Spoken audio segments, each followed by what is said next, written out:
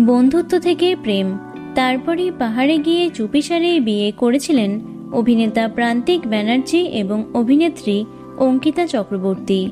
12 বছরের বন্ধুত্ব ছিল তাদের। তারপর 2022 সালে 7 পাকে বাঁধা পড়েছিলেন তারা।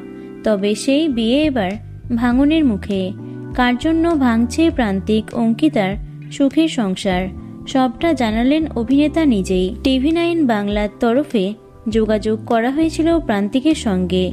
প্রান্তিক বললেন, আমাদের 12 বছরের বন্ধুত্ব, তারপর প্রেম, বিয়ে। তবে এখন মনে হয়েছে সম্পর্কটা বর-বউয়ের আকারে না রাখলে ভালো হতে পারে।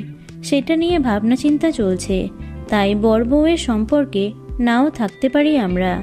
এমনিতে আমাদের অ্যাসোসিয়েশন থাকবে, কারণ একই বন্ধুদের দলে আমরা আছি। তাহলে কি অভিনেতার জীবনে নতুন প্রেম এসেছে, যার কারণে এমন সিদ্ধান্ত? প্রান্তিক বললেন, আমার মায়ের ব্রেন স্ট্রোক হওয়ার পর থেকে 1.5-2 বছর তাই নিয়েই ব্যস্ত আছি। একেবারে স্পষ্ট করে বলছি, অন্য কোনো প্রেম হয়নি এর মধ্যে।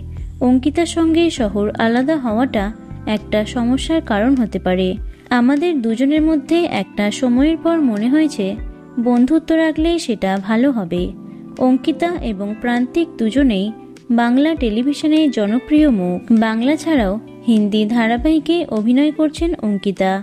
বর্তমানে কাজের সূত্রে মুম্বাইতেই থাকে তিনি। প্রান্তিকের কথায় স্পষ্ট, দূরত্বের কারণেই তাদের সম্পর্কের ভিত নড়েছে। এখন দেখা যাক আগামী দিনে তারা বিবাহ বিচ্ছেদের ঘোষণা করেন নাকি বর্তমান পরিস্থিতি অন্যদিকে মোড় নেয়। তো বন্ধুরা, ভিডিওটি এটুকুই। টলি দুনিয়ার অন্যান্য খবর পেতে চ্যানেলটি সাবস্ক্রাইব করতে পারো। ধন্যবাদ।